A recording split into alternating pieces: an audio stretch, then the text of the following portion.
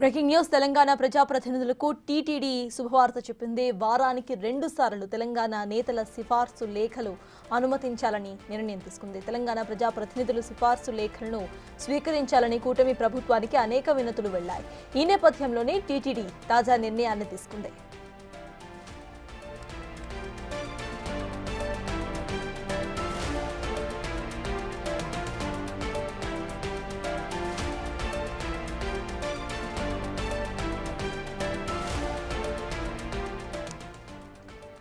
వారానికి 2 సార్లు తెలంగాణ నేతల సిఫార్సును టీటీడీ స్వీకరించబోతోంది. తెలంగాణ ప్రజాప్రతినిధులకు ఇటు టీటీడీ శుభవార్త చెప్పిందని అనుకోవాలి. వారానికి 2 సార్లు తెలంగాణ నేతల సిఫార్సు లేఖలను అనుమతించాలని నిర్ణయం తీసుకుంది టీటీడీ.